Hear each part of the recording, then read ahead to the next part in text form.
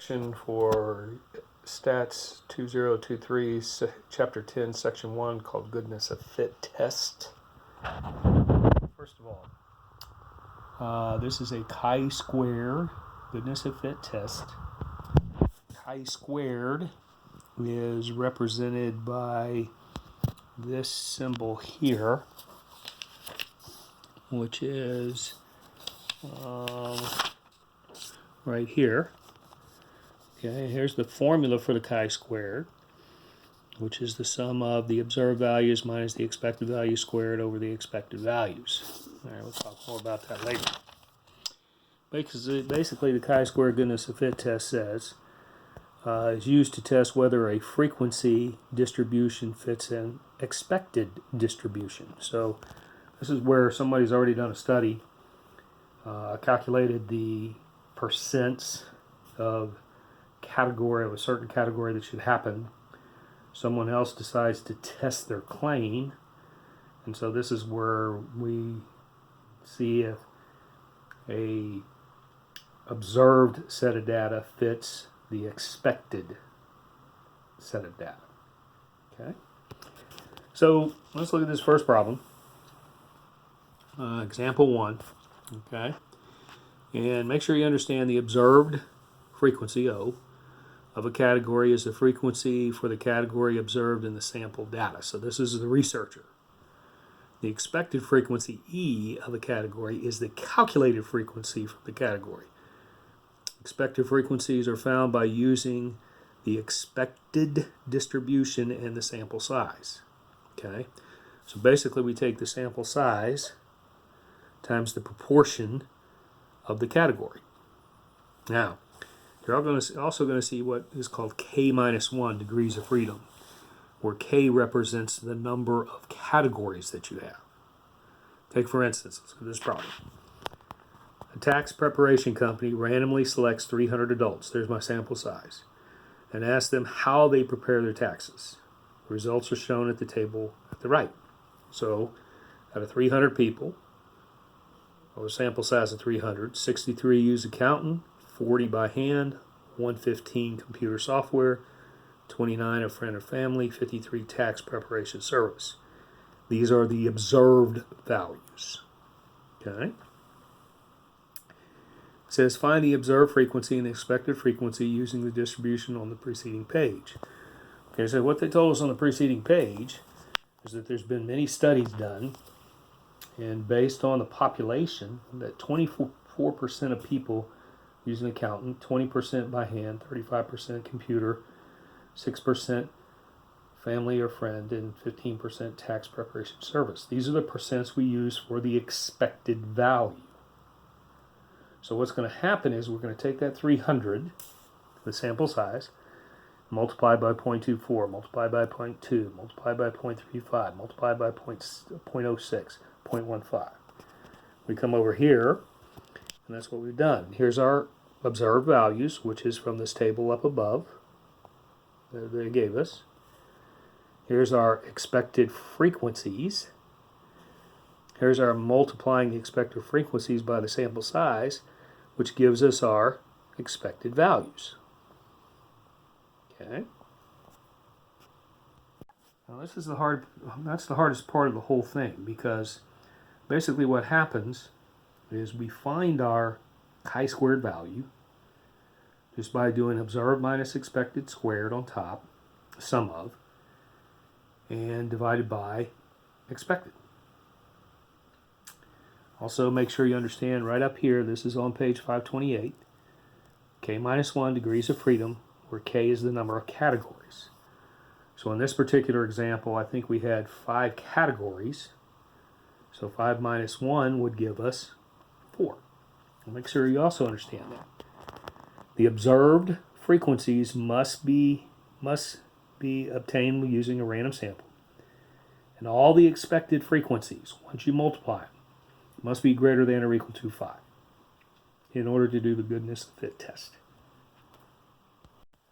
So using the calculator on this problem, I'm going to slide what I've done is I've put, for this problem, the observed values in list 1, the expected in list 2.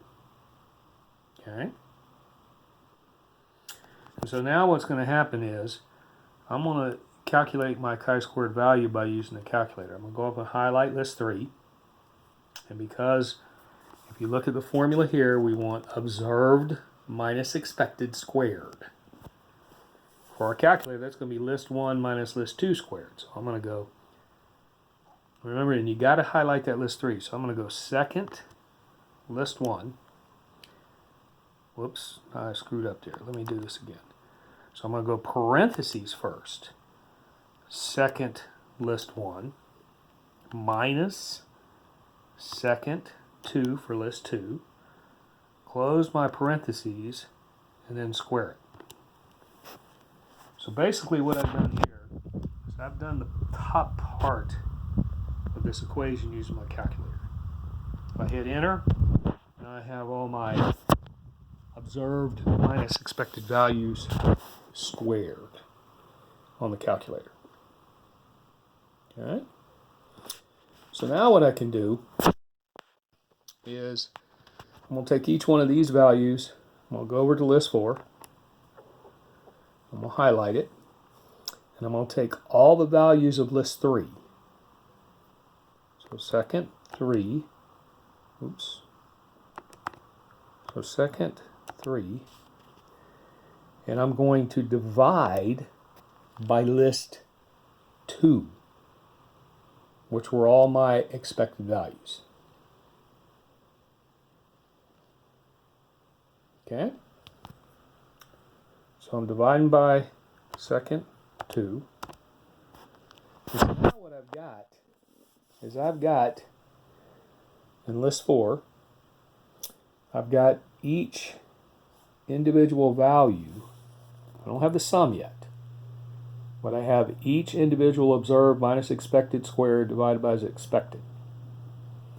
All I got to do now is get the sum, and I got my chi-squared value. So what I'm going to do is I'm going to take the calculator, and I'm going to second quit out of this, and then remember where we have sum at. Okay? In other words, I come down here and I go to, remember when I come down here and I go to second stats, it gives me this menu. And then if I use my right arrow here to move over to math, see number 5, which is sum? So what I'm going to do is I'm going to hit number 5, and because those observed minus expected squared divided by expected are in list 4, I want the sum of list 4. Close my parentheses, do this, and I've now gotten my chi-squared value. All right, now, so here's the chi-squared value of 16.888. That's what we've got. All right, using the calculator. So over here, this is the same problem. Example 2 is the same problem. And you can see that they went through the math here and they got 16.882. All right, now, what we have to do is we have to use the chi-square table. And I apologize that, I'm not there to give it to you, but you can download this from any computer program or whatever. It's called the chi-square table. If you have your book, it should be in there. So here's how we find the chi-squared value we're looking for. And so in this problem, it says a retail trade associate claims that the tax preparation methods of adults are distributed as the following. The results are shown. At the alpha equals 0.01. See right here? Okay. Test the association's claim. All right. So remember, we have 5 categories right here. So 5 minus 1 is 4. So all I do on my chi-square table is, here's this column, which is degrees of freedom. I come down here to 4 because it's 5 minus 1.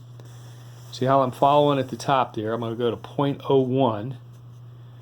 And you can see that at 4 degrees of freedom, with an alpha of 0.01, I got a chi-squared value of 13.277.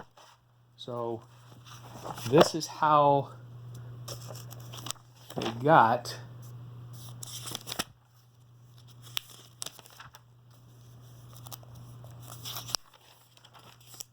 this 13.277 here. Now, here's how you read it. If your computed chi-squared value, 16.888, is greater than the chi-squared value from the table, then there is enough evidence at the 1% level, 0.01, of significance to reject the claim that the distribution of tax preparation methods and the association expected distribution are the same. So if your calculated chi-squared value is larger than your table value, you reject the claim. And basically all the hypotheses here, the null hypothesis is always going to be that the claim is correct. In other words, that these percentages that they claim are all correct. The alternative hypothesis is going to be that they're not correct. It doesn't matter which one. It's just saying that they are not correct. It can be one, can be two, can be all of them. But the alternative hypothesis just says they are not correct. So the null is always supporting the claim, which is the percentages that we get, or values that we get. The alternative is saying no, they're not the same. In this particular example here, it gave us a table value of 13.277, a calculated value of 16.88. Because our calculated value is larger than our table value, we reject the null hypothesis, which means we reject the claim.